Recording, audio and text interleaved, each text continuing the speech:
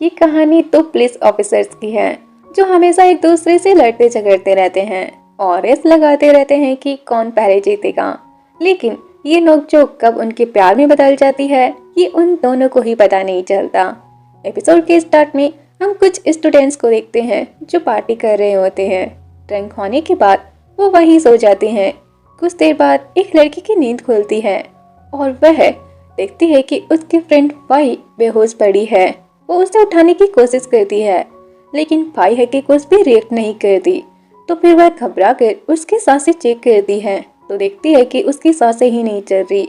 यह देखकर वह जोर जोर से चिल्लाने लगती है जिसे सुन बाकी स्टूडेंट भी उठ जाते हैं। इधर हमारे मैन लीड जेड जो एक पुलिस ऑफिसर है एक ड्रग डीलर को पकड़ रहा होता है। तभी उससे दूसरे ऑफिसर केन का कॉल आता है। केन बताता है कि एक केस आया है। कुछ स्टूडेंट्स ड्रिंक कर रहे थे और उनमें से एक की डेथ हो गई है। जेड पूछता है क्या लोकल पुलिस वहां पर पहुंच गई है। केन कहता है हाँ वो आ चुकी है लेकिन कमांडर डॉन ने ये केस हमें हैंडल करने को कहा है क्योंकि उन स्टूडेंट्स में से एक एमपी का बेटा है। जेड कहता है ठीक है मैं अभी वहां पर आ रहा हूँ। केन फिर बताता है कि वैसे ये केस एक न्यू इंस्पेक्टर हैंडल करेगा। यह सुनकर जेड पूछता है क्या वही जो अब्रोड से आने वाला है। केन कहता है हाँ। फिर जेड अपनी बाइक लेकर क्राइम सीन की तरफ निकलता है लेकिन रास्ते में एक कार उसे आगे बढ़ने नहीं देती। जेड गुस्से में उसे ओवरटेक करता है और फिर कार को साइड लगवाता है और बोलता है तुम गाड़ी ठीक से नहीं चला सकते क्या। तभी कार की विंडो नीचे होती है और सामने कामिन होता है जो हमारा सेकंड मैन लीड है और जेड उसे देखकर एक सेकंड के लिए खो ही जाता है लेकिन फिर खुद को संभालता है और कामिन से कहता है तुमने ट्रैफिक रूल्स तोड़े हैं। कामिन माफी मांगते हुए कहता है वो एक्चुअली मैं यहाँ पर नया हूँ तो मुझे यहाँ के रूल्स के बारे में ज्यादा कुछ पता नहीं है। लेकिन जेड बिल्कुल भी नहीं मानता तो कामिन उससे बार भी मतलब उसे रिश्वत देने की कोशिश करता है। यह देख कर तो जेड हंसते हुए कहता है क्या तुम मुझे रिश्वत देने की कोशिश कर रहे हो। कामिन कहता है अच्छा लगा जानकर कि यहाँ के ऑफिसर्स रिश्वत नहीं लेते हैं। यह सुन जेड गुस्साई जाता है और फिर कहता है पहले तुमने रूल्स तोड़ा और फिर मुझे रिश्वत देने की बात कर रहे हो। यह कहते हुए जेड कामिन का चालान काटता है और फिर उससे वार्निंग देता है कि अब दोबारा रूल्स मत तोड़ना। इसके बाद वह वहां से चला जाता है और क्राइम सीन पर पहुंचता है तो केन उसे सारी इंफॉर्मेशन देता है और बताता है कि सारे सस्पेक्ट इन्वेस्टिगेशन के लिए ले जाए गए हैं। जेड जैसे ही अंदर जाने लगता है तो केन उसे बताता है कि न्यू इंस्पेक्टर आ चुका है। जेड ये सुनकर हैरान हो जाता है क्योंकि उसे लगा था कि वो ऑफिसर तो कल आएगा। इसके बाद जब वह अंदर जाता है तो ऑफिसर को पीछे से देखकर वह उसे जाना पहचाना लगता है और जैसे ही वह सामने आता है तो उसे पता चलता है कि वो कोई और नहीं बल्कि वह कामिन है जिससे वह कुछ देर पहले ही मिला था। कामिन बहुत ही कॉल टोन में बोलता है हेलो, जिसे सुनकर जेड समझ आता है कि उसने अपने पैर पर कुल्हाड़ी खुद ही मार ली है। तो फिर वह कहता है वो आपने बताया नहीं कि आप ही न्यू ऑफिसर हो। तो कामिन कहता है तुमने मुझसे पूछा ही नहीं इसलिए मैंने नहीं बताया और वैसे मैं अपनी पावर्स का गलत इस्तेमाल नहीं करता। फिर वो जेड का चालान वापस उसी को थमा देता है। केस के दौरान जेड और कामिन के बीच राइवलरी शुरू हो जाती है। दोनों डिसाइड करते हैं कि वो इस केस को एक कंपटीशन की तरह सॉल्व करेंगे। इसके बाद जेड जब पुलिस स्टेशन जाता है तो वहाँ पर वो अपने छोटे भाई जे को देखता है और फिर वह उससे पूछता है कि तुम यहाँ पर कैसे आए। तो एक ऑफिसर बताता है कि जे भी सस्पेक्ट में से ही एक है। जे बताता है भाई मैंने कुछ नहीं किया है लेकिन ऑफिसर्स उसकी कोई बात नहीं सुनते और जे को लेकर चले जाते हैं। यहाँ देखकर जेड काफी परेशान हो जाता है और तभी कामिन वहाँ आता है और उसे कहता है तुम्हारा भाई भी इस केस में इन्वॉल्व है तो तुम इस केस पर काम नहीं कर सकते। उनसे पूछताछ मैं कर लूंगा और अगर तुम्हें हारने का डर है तो फिर तुम ये मिशन छोड़ सकते हो। इसके बाद वह पूछताछ करता है जहाँ पर जे बताता है कि वो लोग स्टोरेज रूम में पार्टी कर रहे थे और ट्रूथ और डेयर गेम खेल रहे थे और उन्होंने हमेशा की तरह ही बस ड्रिंक की थी। पर अजीब बात यह थी कि ड्रिंक करने के बाद वो सभी लोग एक एक करके बेहोश हो गए थे और जब उन्हें होश आया तब तक वाई मर चुकी थी। इसके बाद वह दूसरे सस्पेक्ट टाइम से बात करता है। वो बताता है कि मैंने जिम और जरीन को बस लड़ते हुए देखा था। कामिन पूछता है क्या वो दोनों डेट कर रहे हैं। टाइम बताता है नहीं फाई और जेम डेट कर रहे हैं। कामिन पूछता है तो इसका मतलब वो दोनों फाई की वजह से लड़ रहे थे। इस पर टैम कुछ नहीं कहता। इसके बाद कामिन बेल से पूछता है कि जब फाई मर गई थी तो फिर तुम लोगों ने पुलिस को कॉल क्यों नहीं किया। इस पर बेल कहती है उस सिचुएशन में हमें जो सही लगा बस हमने वही किया और पुलिस को बुलाने के लिए तान ने मना किया था क्योंकि उसने ड्रग्स लिया हुआ था और शायद हमारे सोने के बाद उसी ने फाई के साथ कुछ किया होगा। फिर वो तार को बुलाता है पर तार वह तो साफ इन सब चीजों से इनकार कर देता है कि उसने ड्रग्स बिल्कुल भी नहीं लिया था। इसके बाद वह तोनकुला को बुलाता है। तोनकुला बताता है कि ये सब चैंप नहीं किया होगा क्योंकि उसकी गर्लफ्रेंड मर चुकी है, लेकिन उसे इन सब चीजों से कोई फर्क नहीं पड़ा है। तो फिर कामिन चैंप को बुलाता है और उससे पूछता है कि तुम्हारी गर्लफ्रेंड मरी है लेकिन तुम्हें कोई फर्क क्यों नहीं पड़ रहा। चैंप कहता है मुझे पड़ रहा है, बस मैं आपको दिखा नहीं पा रहा। कामिन कहता है क्या वो भाई पहले से बीमार थी। चैंप बताता है वो हमेशा ही स्लीपिंग टेबलेट्स लेती थी और उससे पेट में भी प्रॉब्लम रहती थी जिसकी वजह से वो कभी ड्रिंक नहीं कर सकती थी। ये कहते हुए वह जाने लगता है। तभी कामिन उससे रोक लेता है और कहता है मेरी इन्वेस्टिगेशन अभी पूरी नहीं हुई है।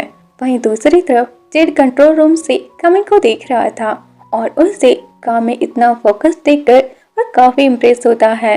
इसके बाद वह चरिन से जाकर बात करता है। वो लोग बात कर ही रहे थे तभी वो किसी की आवाज सुनता है।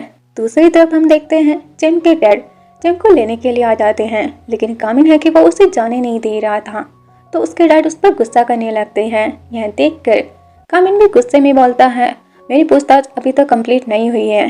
तभी वहाँ पर जेड आ जाता है और कामिन को शांत करता है और फिर वह एमपी से कहता है कि ये यहाँ पर नया है इसीलिए इन्हें आपके बारे में कुछ नहीं पता है। फिर यह सुनकर वो तो चले जाते हैं और जेड कामिन से कहता है तुमने आते ही गलत लोगों से पंगा ले लिया। इस पर कामिन कहता है मुझे फर्क नहीं पड़ता है, मुझे बस सच जाना है। इसके बाद कामिन जेड और जे के साथ लंच पर जाता है जहाँ पर कामिन बताता है कि वो यहाँ पर नया आया है इसलिए उसे यहाँ की जगहों के बारे में इतना कुछ पता नहीं है। यह सुनकर जे कहता है तुम अभी अभी आए हो और आते ही मेरे भाई के बॉस बन बैठे। यह सुनकर जे गुस्से में उसकी तरफ देखता है। बातों ही बातों में जे उनको बताता है कि तान ने फाई के साथ फ्लर्ट करने की कोशिश की थी क्योंकि उसे लग रहा था कि फाई उसे पसंद करती है, पर ऐसा नहीं था क्योंकि फाई वो तो सभी लोगों के साथ अच्छी थी। और जब ये बात जेम को पता चली तो उसने तार को रोका था और उसके बाद ही उन दोनों ने डेटिंग शुरू की थी। कामिन पूछता है और बाकियों ने इस पर कुछ नहीं कहा। जे कहता है जेफ ने सभी को ये बात भूल जाने को कहा था क्योंकि वो नहीं चाहता था कि हमारी दोस्ती में कोई भी दरार आए। यह सुनकर जेड कहता है तो फिर ये सब बात तुमने मुझे पहले क्यों नहीं बताई। जे कहता है तो अब तो बता दी है ना। नेक्स्ट सीन जेड कामिन से कहता है ये अप्रूव नहीं है तो यहाँ पर प्लीज ढंग से रहना, कोई मुसीबत मोल मत ले लेना। यह सुनकर कामिन जेड को एक काम दे देता है पर जेड कहता है कि उसे अभी सोना है। यह सुनकर कामिन कहता है ओ तो अब पता चला यहाँ की पुलिस कैसे काम करती है। जेड कहता है भले ही हम लोग पुलिस हो पर हमें भी रेस्ट की जरूरत होती है। कामिन कहता है अगर क्रिमिनल लोग नहीं रुकते तो फिर हम ऑफिसर्स रेस्ट कैसे कर सकते हैं और अगर तुमने ढंग से काम नहीं किया तो फिर मैं तुम्हारी रिपोर्ट कर दूंगा। यह सुनकर जेड को गुस्सा आ जाता है और उन दोनों के बीच बहस होने लगती है। और तभी वहाँ पर डॉन आते हुए कहता है क्या तुम लोग जानते हो कि उन बच्चों के डैड कौन है। कामिन कहता है मुझे अच्छे से पता है पर केस सॉल्व करने के लिए मुझे पूछताछ करनी जरूरी थी।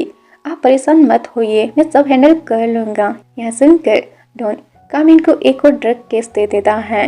यह देखकर जेड कहता है तुम पर अब काफी प्रेशर आ गया है, अगर चाहो तो अभी हार मान सकते हो। कामिन कहता है अगर हार ही मानना होता तो फिर मैं कभी ऑफिसर नहीं बनता। और फिर वह कहता है मुझे शक है कि स्टूडेंट्स कुछ तो हमसे छुपा रहे हैं और मुझे सबसे ज्यादा शक तार पर है जो वह ड्रग्स लेता है और अगर हमें ड्रग्स डीलर के बारे में पता चल जाए तो फिर हमें कुछ लीड मिल सकती है। और वहीं उधर तार को एक लेटर मिलता है। लेटर देखकर वह काफी ज्यादा घबरा जाता है और जिम को कॉल करता है कि तुमने मुझे ये लेटर क्यों भेजा है, आखिर तुम चाहते क्या हो।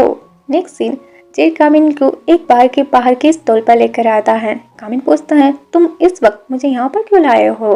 तभी जेड उसे एक फाइल देता है जिसमें ड्रग डीलर की कुछ फोटोज थी। ये देखकर कामिन कहता है ये तुम्हें कहाँ से मिली। इस पर जेड कहता है मेरे पास भी कुछ रास्ते है।